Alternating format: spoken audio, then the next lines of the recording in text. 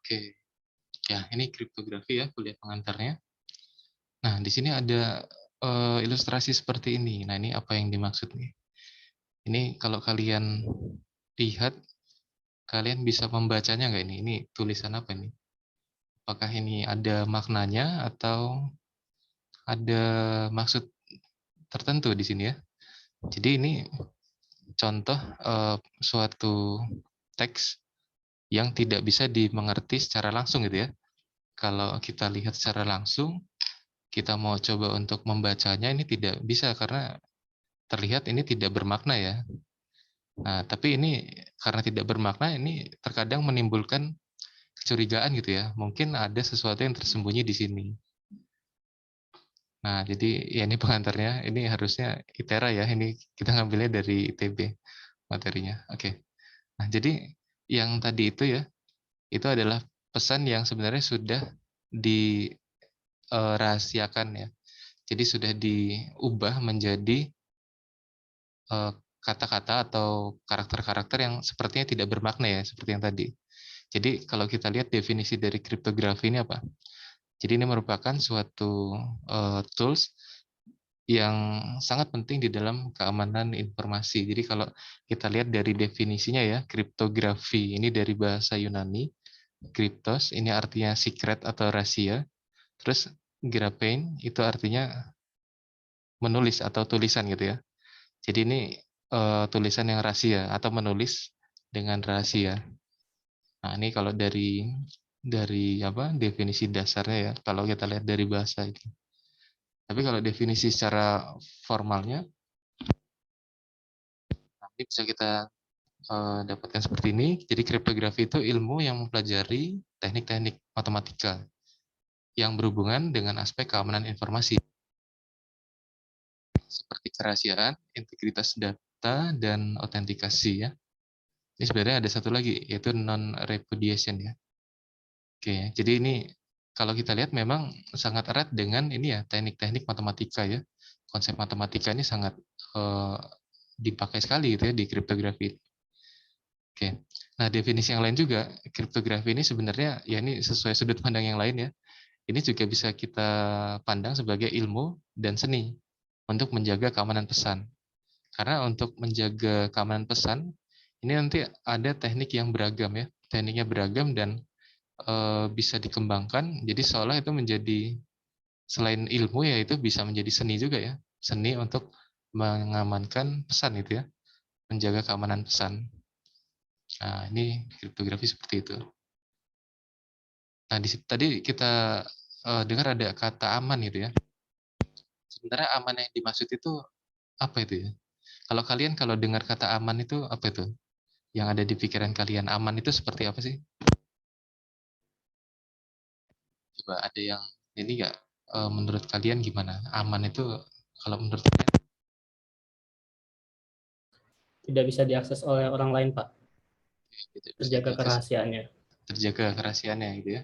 Ya itu salah satunya betul. Nah, Hanya jadi ya ada hanya lagi diketahui oleh diri sendiri, Pak.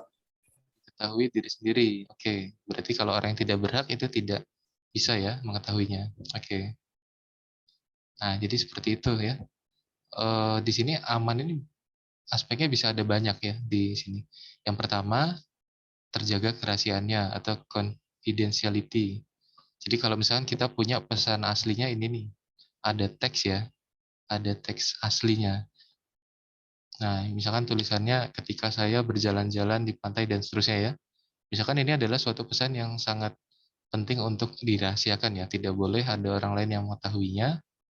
Nah, ini berusaha kita kita buat jadi pesannya tidak diketahui dengan cara menyamarkannya gitu ya. Menyamarkannya bisa kita ubah ke dalam karakter yang ini atau teks yang kalau secara dilihat langsung ya ini tidak jelas gitu ya. Nah, jadi mengubah ke bentuk yang ini. Nah, ini salah satu apa namanya aspek ini tadi ya, aspek keamanan tadi. Jadi terjaga kerahasiaannya. Karena dia mengubah ke bentuk yang tidak bisa terbaca jelas, jadi pesan aslinya tidak diketahui. Jadi aspek kerahasiaannya itu terjaga di sini. Itu salah satu dari kata aman ini ya. Oke, dan selanjutnya yang kedua, itu terjaga keasliannya atau data integrity. Nah, jadi misalkan pesan aslinya itu bentuknya gambar ya, gambar seperti ini. Nah, di sini ada gambar apa nih? Burung ya ini ya.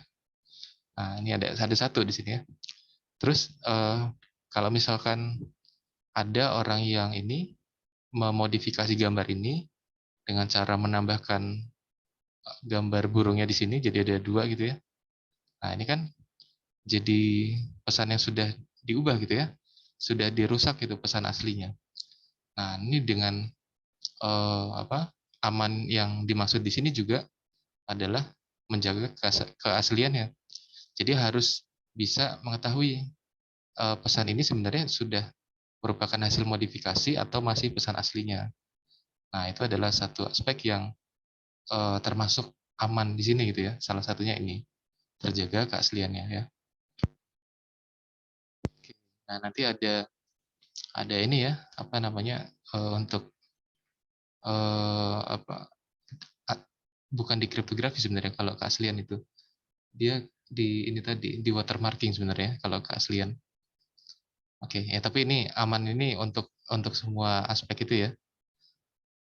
Oke, ini ada 1, 2, terus yang selanjutnya ini autentikasi. Nah, jadi ini yakin kalau si pengirim pesan itu adalah yang sebenarnya. Jadi bukan pihak ketiga yang menyamar. Nah, ini contohnya misalkan ada seorang A, nah dia mau mengirim pesan ke si B. Nah, tapi ternyata di dalam ini prosesnya ya, dalam perjalanannya, ini dia pesannya itu ini diambil oleh si C misalkan ya. Nah, terus dia seolah-olah berlaku seperti si A gitu, si C ini yang mengirim pesan ke si B. Ini bisa aja nanti pesannya dimodifikasi juga ini ya.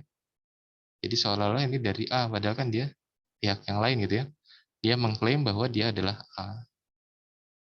Nah, ini juga aspek yang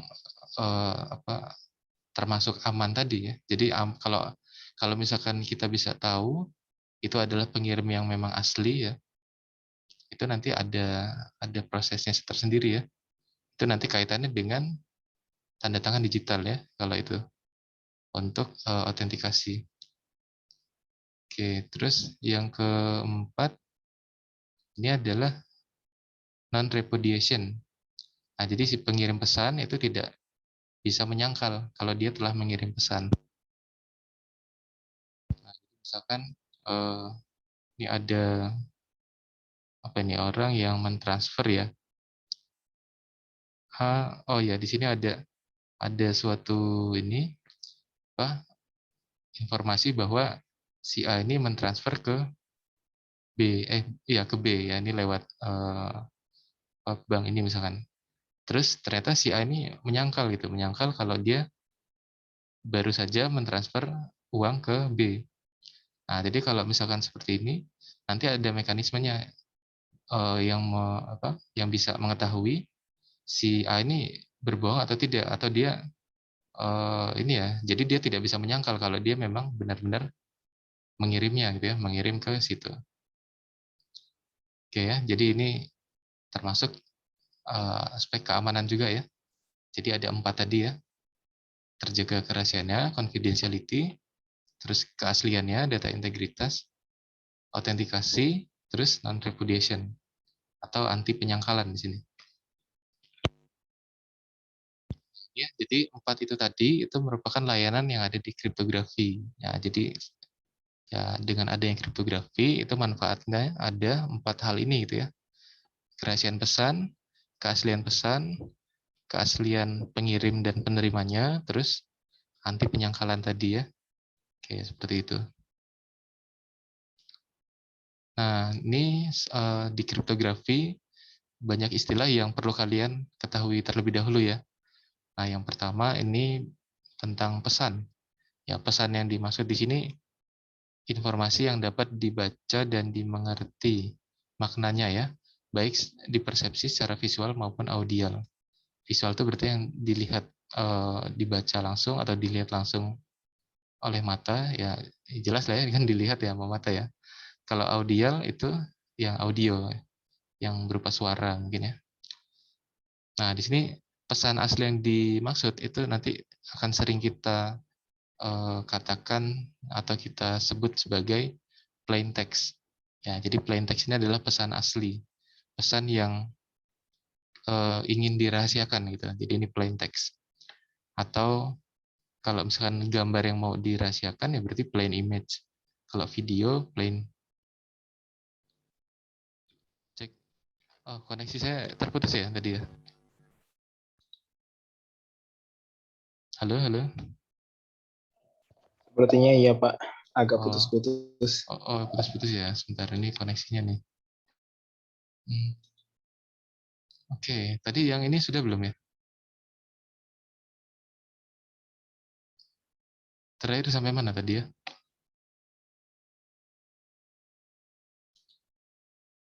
Sini ya, sampai sini ya.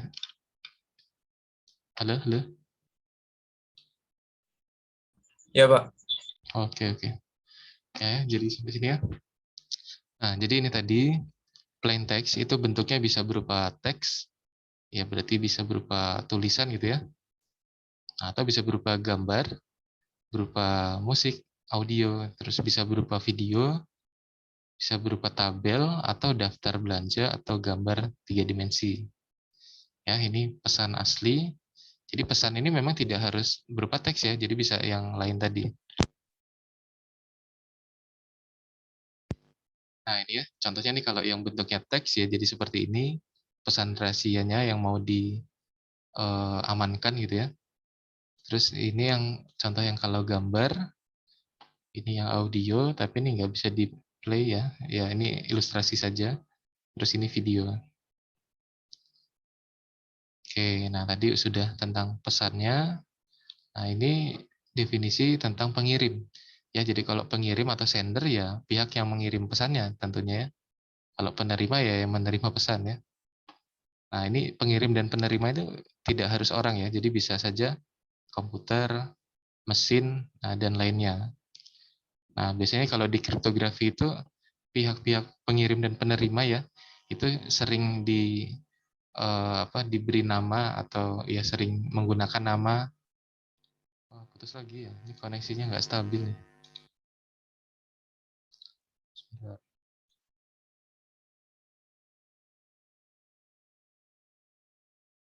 Oke, ya. Jadi untuk penerima dan pengirim itu tidak harus berupa orang, bisa juga komputer, mesin atau yang lainnya. Nah, ini contohnya kalau di kriptografi itu sering pakai nama Alice atau Bob gitu ya. Ini hanya nama untuk ilustrasi saja, contoh saja. Nah, terus bisa juga ya pengirimnya itu dari komputer klien, penerimanya komputer server. Terus bisa juga pengirimnya itu si Alice tadi, terus penerimanya mesin penjawabnya ya. Nah, jadi tidak harus dua-duanya orang ya, bisa kombinasi. Ada komputernya, ada mesinnya gitu ya. Nah, ini yang tadi ya, komputer klien sama komputer server. Oke, nah ini setelah itu ada istilahnya ciphertext. Jadi kalau tadi kan plain text ya, itu pesan yang mau dirahasiakan. Nah, tapi kalau ciphertext, ini adalah pesan yang telah disandikan sehingga tidak bermakna lagi. Nah, jadi setelah diubah ya, si plain text tadi diubah menjadi pesan yang tidak bisa terbaca jelas. Nah, itulah yang disebut dengan ciphertext gitu. Jadi yang sudah disandikan. Nah, tujuannya agar pesan tidak dapat dibaca oleh pihak yang tidak berhak gitu ya.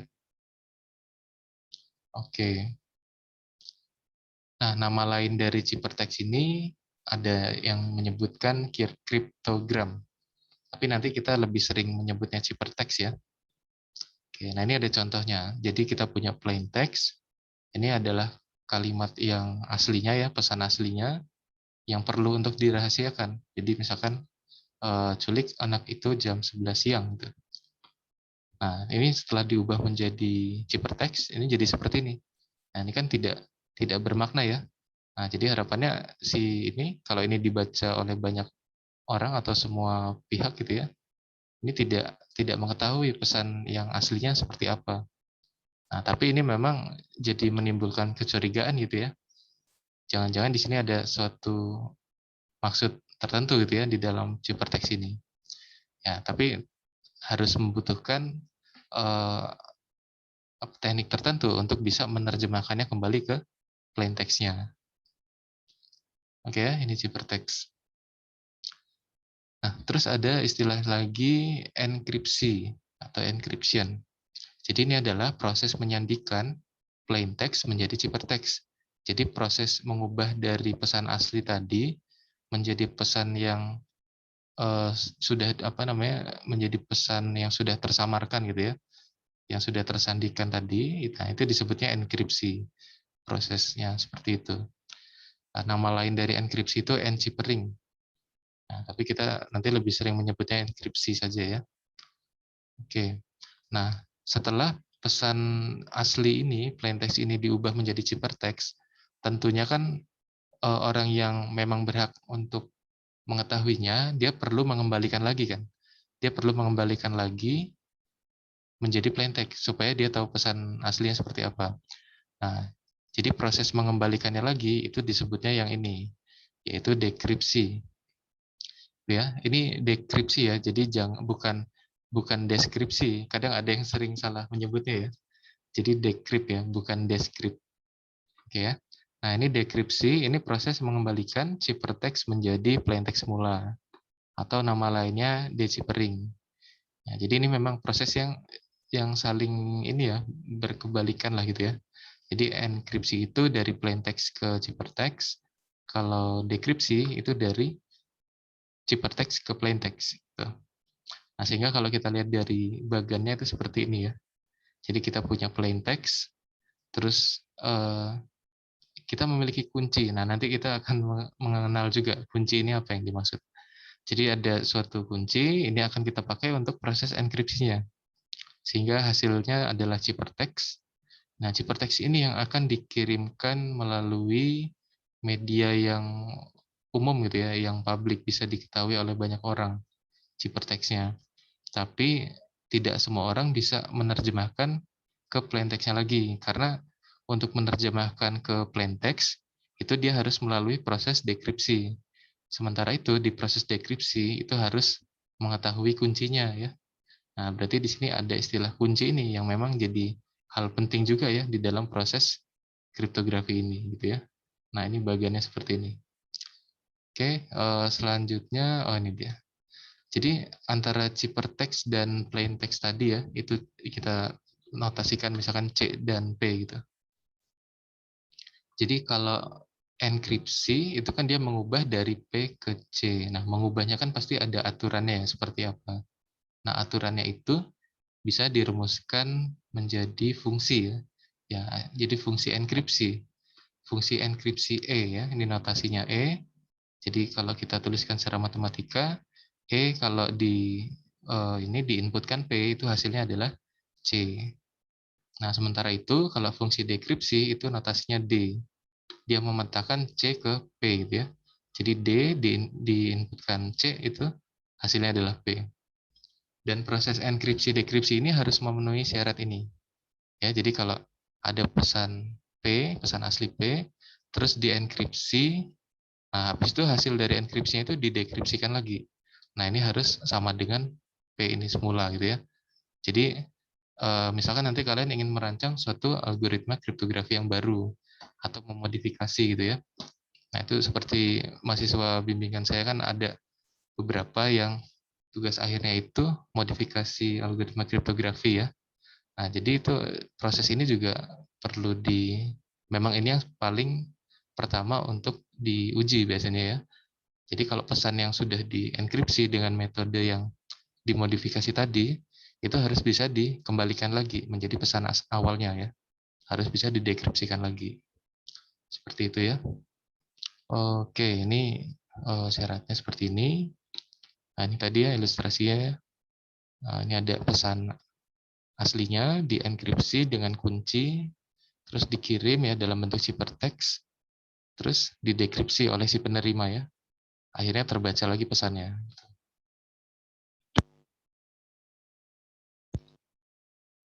Nah, ini ada dua jenis ya antara dua jenis enkripsi ya. Jadi ada enkripsi at rest, encryption at rest sama encryption on motion.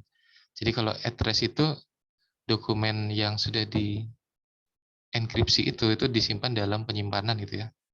Jadi dia tidak berpindah kemana-mana gitu ya.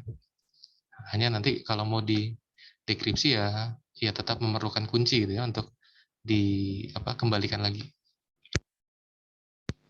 Oke, nah ini kalau yang at rest, kalau yang on motion itu contohnya seperti ini ya, kalian mengirimkan pesan lewat WhatsApp misalkan ya. Jadi proses enkripsi dekripsinya itu ya dalam dalam gerakan itu ya, bukan gerakan ya, dalam proses pengiriman itu.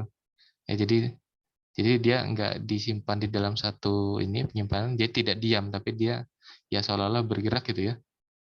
Jadi mengirim pesan terus dienkripsi terus sampai sana didekripsi lagi kembali. Gitu ya dan seterusnya. Oke, ini jenis utamanya seperti ini. Nah, ini beberapa contohnya. Kalau yang encryption on motion, dienkripsi PIN kartu ATM yang ditransmisikan dari mesin ATM ke komputer server bank. Oke, jadi kalau di mesin ATM ya kalian menginputkan PIN ya. Itu nanti dienkripsi dulu sebelum dia dilakukan pengiriman ke server banknya ya. Jadi yang dikirimkan itu bukan secara langsung PIN kalian, tapi kan harus dienkripsi dulu. Supaya nanti ketika dalam proses pengirimannya kan supaya tidak dibaca oleh pihak yang tidak berhak gitu ya. Sebenarnya ya ciphertext-nya itu juga dibaca, tetap dibaca, tapi kan tidak bisa mengetahui pesan aslinya atau tidak mengetahui PIN aslinya gitu ya, karena harus memiliki kunci tadi ya, supaya bisa mengetahui pesan aslinya. Oke ya, terus ini enkripsi password yang diberikan ya ini sama aja ya, dari pengguna ke komputer server ya, ini sama saja seperti ini. Terus enkripsi nomor kartu kredit ya, di transaksi juga sama ya nih. Terus enkripsi siaran televisi berbayar. Nah, jadi kalau ini yang dienkripsikan itu video ya kalau ini ya. Jadi kalau misalkan dia belum atau tidak belum bayar gitu maksudnya. Ini kan TV berbayar ya. Jadi kalau misalkan yang belum berlangganan gitu ya, yang belum berlangganan, dia tidak bisa mendekripkan data yang dikirimkan tadi. Ya, jadi dia wah ini koneksinya nggak bagus ya. Nah, saya udah berapa kali keluar ini, koneksinya lagi nggak bagus. Oke ya, nah ini tadi beberapa contoh encryption on motion. Oke, nah terus selanjutnya ini encryption at rest. Jadi ada dokumen, file, terus dienkripsi, disimpan dalam penyimpanan hard disk, flash disk atau yang lainnya ya. Jadi kalau mau dibuka atau di ekstraksi atau di Maaf Pak, belum ya? share screen Pak. Oh belum ya? Sebentar, ini kok Iya Pak. koneksinya nggak bagus ya? Ini udah muncul belum nih? Di Udah, saya belum sih Pak, apa koneksi saya Pak? Ya, saya juga belum, Pak. Oh, belum ya? udah. Udah. Nah ya baru ada loadingnya Pak. Oh ini delay nih sepertinya. Sudah ya? Oke. Sudah ya? Nah ini. Ya, jadi ini data encryption address seperti ini. Contohnya ini ya, misalkan datanya tentang tabel ya. Tabel ada NIM, ada nama mahasiswa, ada tinggi, ada berat gitu ya. Nah, ini tentang identitas siswa misalkan. Nah, ini bisa saja dalam proses enkripsinya dia merahasiakan semuanya gitu ya. Jadi data NIM, nama, tinggi, berat itu disamarkan semua gitu, dienkripsi semua. Atau bisa saja di bagian tertentu saja. Misalkan di bagian nama saja ya. Jadi ini nama dienkripsi atau mungkin tinggi sama beratnya. Kalau NIM kan ya terkadang nggak perlu dienkripsi ya. Jadi memang tergantung kepentingannya ya, bisa dienkripsi semua atau hanya bagian tertentu ya yang dienkripsi.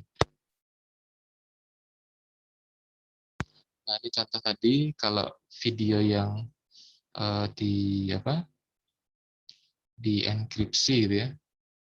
Sebenarnya kalau video itu sering kaitannya bukan enkripsi ya, tapi encoding. Jadi kalau encoding itu sebenarnya proses pengkodean sebenarnya. Kalau enkripsi kan untuk tadi kan crypt itu merahasiakan gitu ya. Kalau encoding itu kaitannya dengan kode. Jadi di bahasan tentang teori coding yang dimaksud itu bukan ngoding bahasa pemrograman ya. Coding yang dimaksud ini sebenarnya kode gitu ya. Ya mungkin ada kaitannya juga dengan coding, tapi lebih ke kodenya sebenarnya. Jadi misalkan ada video ini nanti di encoding menjadi rangkaian kode biner lah ya. Nah, terus nanti ketika kalian mau di play atau diputar gitu ya di aplikasi, itu kan proses decodingnya di sana. Jadi mengembalikan lagi sehingga bisa ditampilkan seperti ini. Nah, makanya di teori coding itu dia ada batas maksimal kerusakan dalam proses pengiriman. Jadi kalau misalkan dalam kodenya itu ada dia mengalami kerusakan lebih dari toleransinya berapa gitu ya, berapa persen atau berapa bit gitu ya. Nah, nanti ketika mau di decode itu ada bagian yang tidak jelas, yang mungkin seperti ini salah satunya. Nah, ini kalau ini mungkin ada banyak ya yang mengalami kerusakannya seperti itu. Atau contoh tadi yang televisi berbayar tadi. Jadi kalau misalkan dia tidak berlanggan dengan televisi itu, ya dia tidak bisa melakukan dekripsi dari siaran yang dikirim tadi. Jadi nggak bisa menampilkan siaran yang dimaksud gitu ya. Oke. Nah ini ini ada istilahnya chipper ya. Jadi chipper itu sebenarnya adalah algoritma enkripsi dan dekripsi. Ya, jadi algoritmanya ada banyak nanti ya yang akan kalian pelajari. Jadi algoritma ini harus mencakup enkripsi dan dekripsinya juga. Ya, kan percuma kalau hanya enkripsi tapi nggak bisa dikembalikan gitu ya. Oke, dan aturan untuk enchippering atau dechippering, ya ini istilah lain ya, enkripsi, dekripsi. Jadi ini adalah fungsi matematika yang digunakan untuk enkripsi dan dekripsi pesan. Karena memang erat kaitannya dengan proses ini ya, perhitungan matematika di sini. Nah, contohnya di sini ada enkripsi dengan aturan sebagai berikut. Geser 3 huruf ke kanan. Nah, ini berarti kalau kita punya hurufnya ya, yang alfabet biasa, alfabet ini ya, dari A sampai Z gitu. Nah, ini kalau kita geser ke kanan, nah ini berarti akan menjadi ciphertext-nya gitu ya. Nah, berarti kalau untuk mengembalikannya, tinggal geser ke kiri saja, sejauh 3 huruf gitu. Nah, jadi ini perumusannya seperti ini. E itu adalah fungsi enkripsi, P itu adalah plain text-nya atau pesan aslinya. Nah, ini aturannya seperti ini. P ditambah K. K itu pergeserannya, jadi dia mau digeser berapa huruf gitu ya.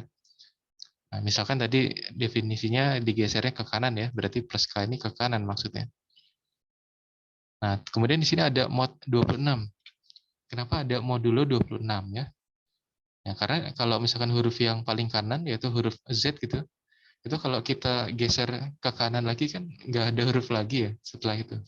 Jadi dia akan kembali ke sebelah, akan muter gitu ya. Jadi habis Z ada ABC lagi. Nah, jadi huruf Z dia akan bergeser menjadi C gitu ya. Karena akan berulang lagi. Jadi A, B, C, D sampai Z terus berulang lagi A, B, C, D seterusnya. Nah, jadi dia seperti sirkuit gitu ya. Oke, dan untuk dekripsinya tinggal digeser ke kiri, artinya ya dikurangin K gitu ya. Seperti ini. Oke, ini contoh chipper yang dasar ya. Ini nanti kalian pelajarinya di Kaiser Chipper, itu di minggu depan akan kita bahas. Kemudian yang selanjutnya ada istilahnya kunci. Nah, ini yang tadi saya katakan ya. Jadi kunci ini parameter yang digunakan dalam proses enkripsi dan dekripsi. Nah, ini ada suatu prinsip dari Kerckhoff. Jadi algoritma kriptografi itu harus publik. Jadi bagaimana proses enkripsinya, bagaimana proses dekripsinya, itu harus diketahui oleh semua orang. Ya, jadi jangan sampai kalian membuat aturan kriptografi sendiri, tapi nggak dibuat publik, nanti tidak bisa dianggap sebagai aturan merahasiakan pesan. Karena nanti yang tahu cuma ya kalian sendiri saja itu ya. Jadi algoritmanya itu publik, nah tetapi kuncinya ini yang harus rahasia.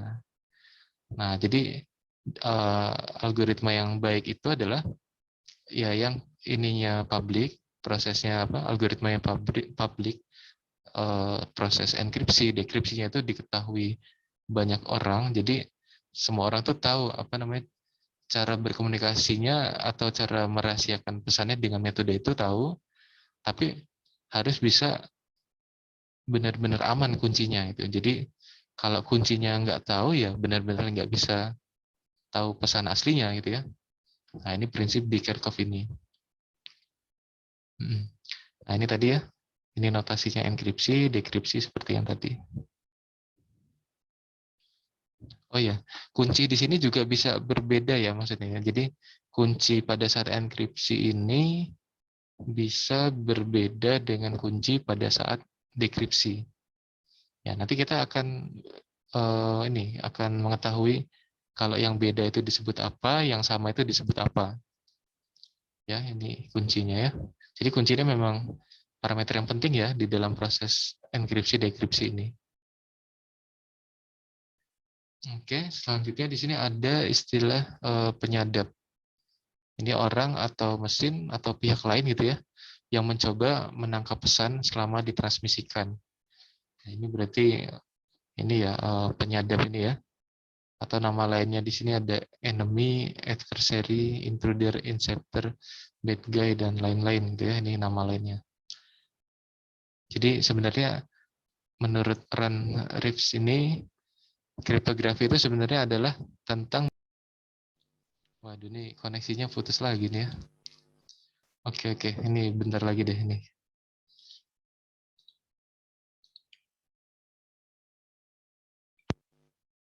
Oke, sudah kelihatan ya? Belum, Pak. Belum ya? Oh ini di tempat Oh saya iya, ini, udah. deh, Lagi kurang. iya di tempat saya ini tadi sore ini habis hujan, mungkin pengaruh itu ya ke sinyalnya nih. Oke. Ya ini ya. Jadi ya ini tentang penyadap tadi, pihak ketiga yang berusaha mengetahui pesan aslinya, tapi dia itu sebenarnya cuma melihat hypertext-nya saja ya. Ya, tapi dia berusaha untuk mengetahui pesan aslinya gimana. Dia tidak memiliki kunci, jadi ya berusaha menerka gitu ya, menerka hypertext ini sebenarnya maksudnya apa nih. Nanti dia memiliki teknik-teknik tertentu ya dalam mengetahui pesan aslinya itu. Nah, ini salah satunya ya ini tadi ya, crypt analysis ini. Jadi kalau kriptografi itu kan ilmu untuk merahasiakan pesan ya, mengamankan pesan aslinya gitu ya. Nah, kalau crypt analysis ini ilmu dan seni yang untuk memecahkan ciphertext tadi menjadi plain text tanpa mengetahui kunci yang digunakan. Jadi sebenarnya ini adalah ilmu yang dipakai oleh si ini tadi ya, si penyadapnya tadi gitu ya. Nah, ini crypt analysis ini. Crypt analysis ya. Kalau pelakunya disebutnya crypt analyst. Jadi crypt analysis itu lawan dari kriptografi. Nah, ini ada pada sejak abad ke-9. Ini ya, crypt analysis dikemukakan oleh seorang ilmuwan Arab, namanya ini nih, panjang namanya. Abu Yusuf Yakub seterusnya ya.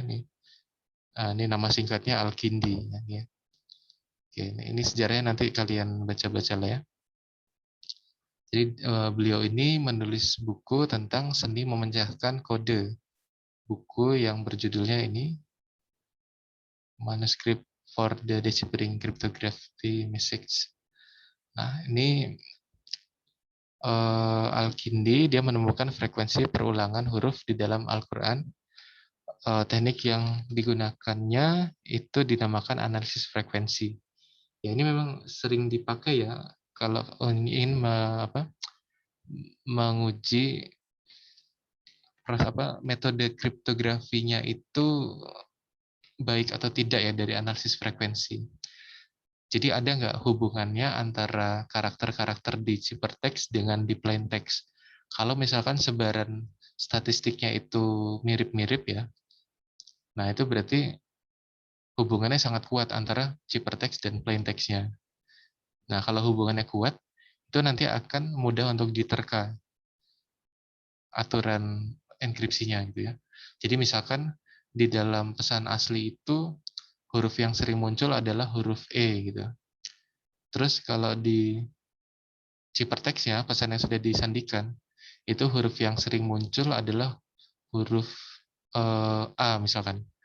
Nah, berarti kita akan menduga huruf E yang di pesan asli itu nanti akan dienkripsinya ke sana, ke A tadi gitu ya. Nah, jadi nanti akan diterka satu persatu. Oh, ini kalau E ini akan menjadi ini, kalau huruf yang berikutnya akan menjadi apa. Nah, itu akan diterka seperti itu ya. Nah, jadi dengan analisis frekuensi. Nanti ini akan kalian pelajari di minggu ke berapa ya? 4 atau 5 ya. Tentang krip analisis tadi. Oke ya. Nah, ini teknik untuk memecahkan ciphertext berdasarkan frekuensi kemunculan karakter di dalam pesan. Oke, ini sejarah krip analisis. Jadi telegram Zimmerman yang membawa Amerika Serikat ke Perang Dunia I ya. Ini karena ada pesan yang bisa diterjemahkan ya dengan proses krip analisis ini. Ya ini silakan nanti kalian baca sejarahnya ya untuk ini ya telegram Zimmerman ini. Oke, nah selanjutnya ini ada kriptologi. Jadi kriptologi itu adalah gabungan antara ini kriptografi dan krip analisis.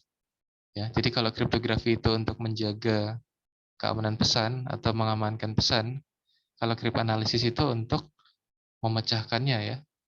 Jadi untuk memecahkan ciphertext tadi gitu. Ya, ini kalau dijadikan satu ini disebutnya kriptologi gitu ya. Oke. Nah, ini ada kriptografi yang klasik ya. Ini yang kuno ini ya. Ancient cryptography. Jadi kriptografi zaman dulu sebelum Masehi ya, sebelum komputer digital ada nih. Jadi dia kalau zaman dulu itu mengenkripsinya huruf dan angka. Jadi belum ada binary kode gitu ya. Nah, ini karena masih huruf dan angka, belum ada komputer digital kan? Nah, dia menggunakan kertas dan pena saja sudah cukup gitu ya untuk melakukan enkripsi dan dekripsinya. Nah, contohnya di sini ada Caesar Chipper ini ya. Apa ini namanya? Roda atau apa ya. Jadi ini kalau misalkan diputar, ini bisa yang luar ini bisa bergerak ini ya. Jadi nanti pasangannya ini bisa berubah, ini bisa bergeser ke sini. Nah, ini nanti cara membacanya yang dari dalam ini dienkripsi menjadi huruf yang di luarnya gitu. Ini sebenarnya seperti yang tadi, yang pergeseran tadi ya. Yang pergeseran tadi, tapi di sini kan dia diputar. Ya, sebenarnya sama saja kan, ini hanya bentuknya saja lingkaran ini. Oke, ini yang ancient cryptography ya, ada Caesar Chipper, Vigenère Chipper, Clever Chipper, Hill Chipper, Enigma ya. Ini sebenarnya masuk di proses klasik karena belum diprosesnya bit per bit, jadi masih per huruf atau per karakter. Nah, tapi kalau sudah yang modern seperti ini, nah dia memprosesnya itu bit per bitnya ya. Jadi kalau ada teks seperti ini, atau gambar, atau audio, atau video, ini dia diubah dulu ke dalam kode binernya gitu ya, kode binernya. Nah, jadi dari kode biner itu yang akan diproses enkripsi dan dekripsinya. Nah, ini sudah yang modern, jadi dalam bentuk digital. Oke ya. Nah, ini contohnya seperti ini ya. Ada seperti ini teksnya. Dia diubah ke biner dulu, terus dari biner kode itu dienkripsi dengan metode enkripsi tertentu, terus nanti hasilnya dikembalikan lagi. Biasanya kalau ini nanti pakai kode ASCII ya, kalau teks seperti ini. Nah, kemudian kembalikan lagi ke karakter ASCII jadi seperti ini. Dan beberapa mungkin jadi karakter yang tidak tercetak ya, seperti ini ya. Oke. Nah, ini kalau gambar yang dienkripsi, bisa saja kita mengenkripsinya apa? Informasi apa yang ada kalau dari gambar? Ini gambar ini namanya gambar Lena ya. Ini gambar orang yang sering dipakai buat ini apa namanya di pemrosesan image digital ya, digital image processing ya. Ya, ini sering dipakai. Itu karena katanya ini komposisi warnanya itu seimbang ya. Ya sering dipakai lah ya untuk penelitian yang berkaitan dengan gambar itu. Nah, ini kalau setiap ini kan di gambar ini kan ada pixel ya. Nah, pixel itu mempunyai nilai desimalnya. Kalau citranya ini citra true color RGB gitu ya, dia ada layer merah, hijau sama biru. Masing-masing kan punya nilai desimalnya. Nah, nilai desimal itu nanti bisa diubah ke biner, jadi kode biner. Nah, itu nanti bisa dienkripsi. Nah, setelah dienkripsi kan jadi nilai desimal yang lain gitu ya. Yang tentunya rentangnya juga masih dalam yang sama ya, yaitu 0 sampai 255 ya untuk yang 8 bit setiap layernya. Nah, itu nanti setelah dikembalikan ke desimal, nah setiap pixelnya itu nanti dipetakan lagi ke sini ya. Nah, jadi akhirnya gambarnya jadi buram seperti ini setelah dilakukan enkripsi. Oke. Nah, untuk mengembalikannya ya nanti ini ya proses baliknya. Dari sini diambil desimalnya, terus diubah ke biner lagi. Nah, terus kode binernya tadi proses dekripsi. Nah, setelah didekripsi lalu dikembalikan ke nilai pixelnya bisa dapat seperti ini lagi. Gitu ya. Gitu juga yang video ya. Video seperti itu. Oke, nah selanjutnya ini ada sejarahnya ya. Kriptografi pada zaman Mesir kuno ini 4.000 tahun yang lalu ya. Nah, ini pada bangsa Mesir ya. Dia menggunakan hieroglif yang tidak standar untuk menulis pesan di dinding. Oke, seperti ini. Jadi sebenarnya ini dia proses kriptografinya itu dengan simbol-simbol seperti ini ya. Tentunya ini dia bukan pakai proses matematika kalau seperti ini. Dia hanya mengkodekan gitu ya. Jadi kalau ada pesan ini, dia dikodekannya dalam gambar apa gitu ya. Jadi kalau di sini tidak melibatkan proses perhitungan matematika sebenarnya.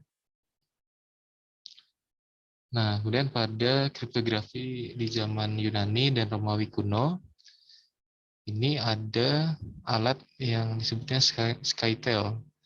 Nah, ini sebenarnya kalau misalkan offline ya, ini bisa kita demokan ini pakai kertas gitu ya. Jadi kita punya kertas yang berbentuk pita gitu ya, panjang. Terus kita punya silinder seperti ini, tabung ini. Nah, terus kalau misalkan kita gulung gitu ya. Jadi di kertas itu tadi ada huruf-huruf gitu ya. Ada tulisan yang kalau kita lihat langsung di kertasnya itu tidak bermakna. Tapi kalau kita gulung di silinder ini dengan diameter yang sesuai gitu ya, nanti akan terbaca seperti ini. Nah, jadi kill king tomorrow midnight. Ya, jadi ini sebenarnya masuk di kriptografi klasik ya tentunya ya. Karena dia prosesnya itu per huruf gitu ya, dan sebenarnya di sini dia tidak mengubah karakternya itu menjadi huruf yang lain, tapi dia hanya memutar ini ya, mengacak posisinya sebenarnya. Ya, jadi huruf-hurufnya tetap huruf-huruf yang di sini juga, tapi posisinya yang diubah. Oke, ini plain text-nya, ini ciphertext-nya seperti ini. Oke, ini juga kriptografi pada bahasa Arab ya. Oke, nah ini ada bukunya seperti ini. Origin of Cryptology ya. Jadi dia mencakup kriptografi dan cryptanalisnya juga di sini. Ini silakan nanti kalau kalian mau cari bukunya ya. Oke, jadi di buku ini tuh jenis-jenis kriptografi ya, itu ada jenis-jenis chippernya ya, itu dikelompokkan ke dalam 8 tipe. Jadi yang pertama ada transposisi, terus ada substitusi, penambahan atau reduksi jumlah huruf ya, terus ada penggunaan perangkat sandi, terus penggantian huruf dengan angka yang diboboti secara desimal, penyandian huruf dengan menggunakan kata-kata, penggantian huruf dengan nama generik, kemudian ada menggunakan simbol atau tanda untuk menyatakan huruf. Nah, sebenarnya kalau kita bagi jadi dua itu sebenarnya hanya ini tadi, transposisi dan substitusi saja sebenarnya. Karena kalau penambahan ini kan jumlah huruf ya. Ini sebenarnya bisa saja dianggap sebagai substitusi ya, diganti menjadi lebih sedikit gitu hurufnya. Nah, penggunaan perangkat ini juga pada akhirnya dia ini juga antara substitusi atau transposisi. Ya, jadi sebenarnya bisa kita tuliskan secara umum ya dua ini saja, transposisi atau substitusi. Oke, ini nanti lebih detailnya di minggu depan ya, kriptografi chipper yang transposisi itu gimana, substitusi itu yang gimana. Intinya kalau transposisi itu dia hanya menukar posisinya ya, posisi di dalam teks asli tersebut. Jadi karakter-karakternya itu hanya dipertukarkan posisinya saja. Misalkan huruf apa ya, misalkan dari kata apa ya, misalkan ya, kata chipper misalkan ya. Jadi kalau misalkan kita mau transposisikan ya bisa aja kita tukarkan. C ini kita pindahin ke belakang, hanya ke depan, P-nya ke sini ya, kita acak gitu. Tapi huruf-hurufnya tetap ini juga gitu. Nah, itu transposisi. Tapi kalau substitusi itu kita ganti dengan huruf tertentu. Bisa saja hurufnya yang lain. C-nya kita ganti M, I-nya kita ganti K gitu ya misalnya seperti itu. Jadi di substitusi. Ya. Oke, nah kalau yang penggunaan perangkat ini dia menggunakan perangkat tertentu untuk proses enkripsi dan dekripsinya. Tapi biasanya sih melibatkan ini juga antara transposisi atau substitusi juga sebenarnya. Oke, terus penggantian huruf dengan angka ya ini berarti juga termasuk substitusi ya. Karena hurufnya diganti dengan angka. Substitusi kan gitu ya. Dia mengganti gitu ya. Mengubah. Oke ya, seperti itu. Terus mengganti huruf dengan kata-kata juga seperti itu. Jadi kalau ada huruf A akan kita ganti dengan kata-kata tertentu gitu. Terus huruf dengan nama generik. Nama generik ini mungkin nama yang umum gitu ya. Ini juga sebenarnya masuknya di substitusi ya. Ini juga simbol, ini juga substitusi. Oke. Nah, ini ada kriptografi pada zaman India kuno. Jadi di sana itu dulu sering dipakai untuk pencinta atau lovers. Nah, ini untuk berkomunikasi tanpa diketahui orang ya. Nah, ini ada di dalam bukunya. Ini saya juga nggak tahu ini bukunya gimana ya. Jadi yang merekomendasikan apa nih, wanita seharusnya mempelajari seni memahami tulisan dengan chipper. Ya, ini intinya di sini untuk berkomunikasi ya, untuk berkomunikasi supaya tidak diketahui oleh orang lain. Nah, jadi mungkin di dalam bukunya ini dipelajari bagaimana teknik enkripsi dekripsinya, yang mana itu diketahui banyak orang ya, seperti prinsip yang tadi, algoritma itu harus publik, harus diketahui semua orang, tapi kuncinya itu yang harus rahasia. Oke ya. Oke, ini contohnya seperti ini. Terus berikutnya di zaman Renaissance di Eropa. Oke, nah ini dia. Dia diperkenalkan Vigenère Chipper. Ya, ini nanti kalian pelajari juga ya. Ada Vigenère Chipper, ada Flavor Chipper. Oke, ini putus lagi nih ya. Oke lah, kita mungkin sampai jam 8:30 aja ya. Ini koneksinya lagi nggak bagus.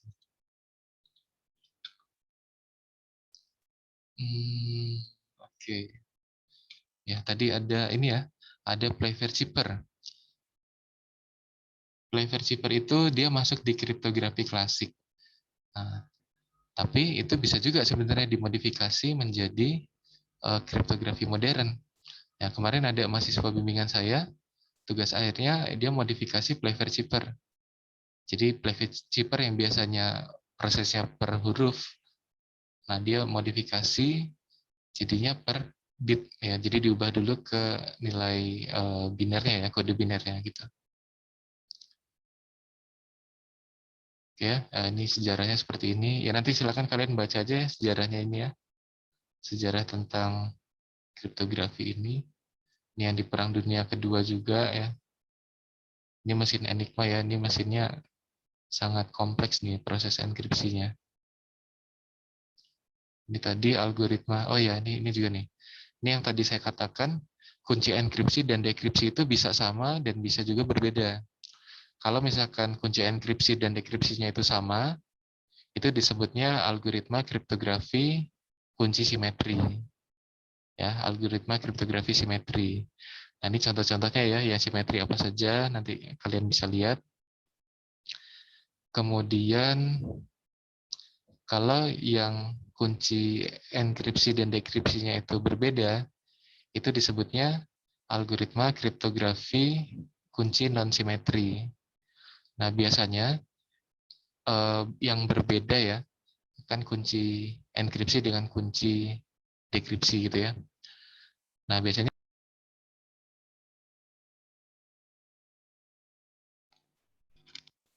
oke, cek halo. Oke, ini dikit lagi deh. Bentar lagi ya. Oke, nah, jadi di kunci yang non simetri tadi, kunci enkripsi itu sifatnya publik. Nah, jadi proses melakukan enkripsinya publik, tapi dekripsinya yang kuncinya itu private gitu ya. Jadi dimiliki oleh individu yang berhak menerimanya saja. Nah, ini untuk algoritma yang non simetri tadi ada RSA, L-Gamal, Diffie-Hellman dan seterusnya ya. Nanti akan kita pelajari juga. Nah, terus selanjutnya ada fungsi hash. Ya, fungsi hash ini dia berusaha untuk mengubah pesan ya menjadi terkompres ke sebarang teks dengan panjang tertentu. Sebenarnya tidak sebarang juga, tapi dia ada aturannya gitu ya. Dan hasilnya itu seperti karakter yang acak gitu ya. Nah, seperti ini. Tujuannya fungsi hash ini dia untuk integritas data. Jadi kalau misalnya kita punya pesan, punya file gitu ya misalkan ya, terus kita ubah dengan fungsi hash menjadi nilai hash tertentu. Nah, kalau misalkan di pesan awalnya tadi kita lakukan perubahannya hanya satu karakter saja gitu ya. Nah, nanti nilai hash ini akan berubah secara signifikan. Nah, jadi akan terlihat jelas perbedaannya. Nah, jadi ini kan gunanya untuk di integritas data tadi. Jadi kalau di pesan aslinya itu ternyata nilai hash-nya itu berbeda sekali itu dengan yang aslinya ya, yang sudah dimodifikasi dengan yang aslinya gitu ya, nilai hash-nya. Artinya di situ sudah ada dilakukan perubahan data gitu ya di dalam pesan aslinya. Jadi sudah tidak asli lagi pesannya gitu. Itu manfaat dari fungsi hash gitu ya, untuk memeriksa integritas pesan. Ya, nanti ini kita bahas juga di pertemuan yang di setelah UTS ya.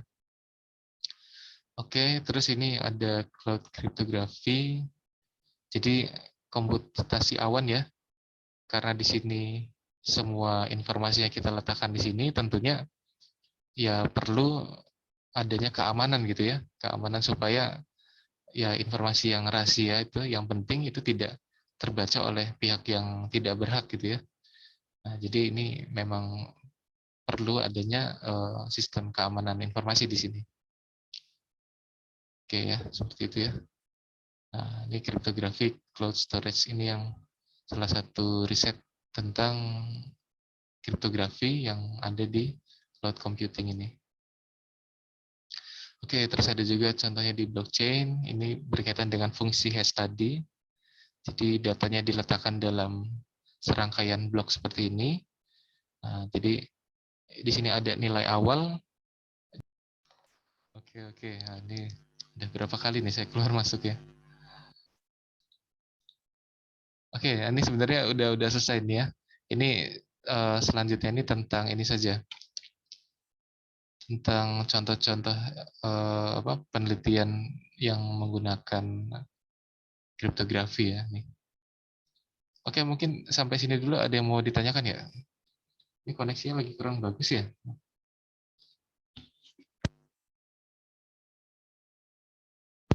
Ya, ada yang mau ditanyakan dulu? Silakan.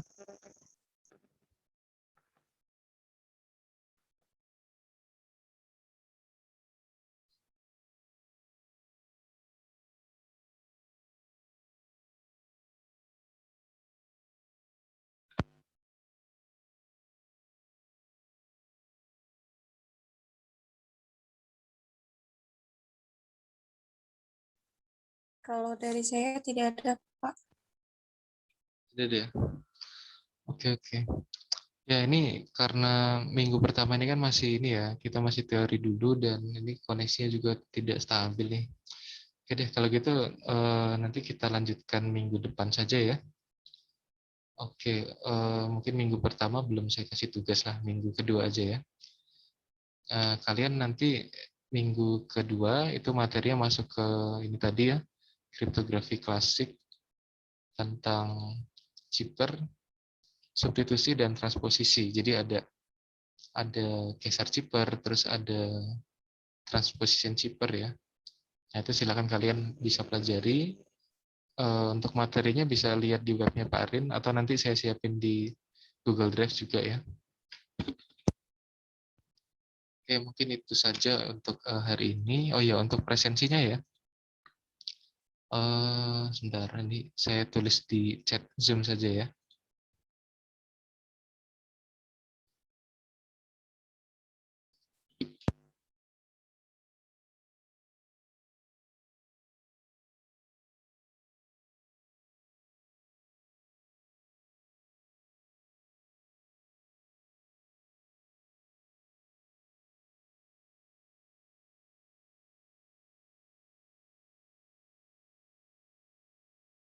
Oke, sebentar, ininya.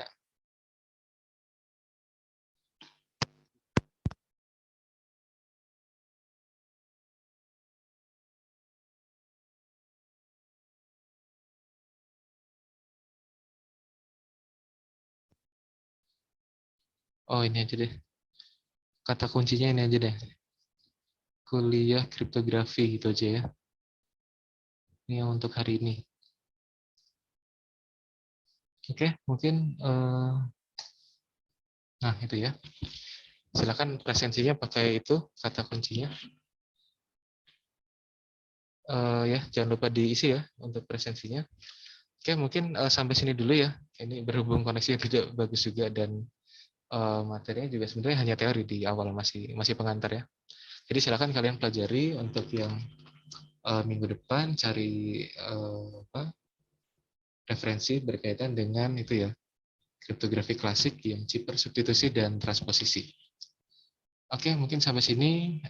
Sampai ketemu lagi minggu depan. Selamat malam semuanya. Terima kasih Pak, selamat malam. Terima kasih Pak. Malam, Pak. Terima kasih, Pak. Kumbang Romeo dan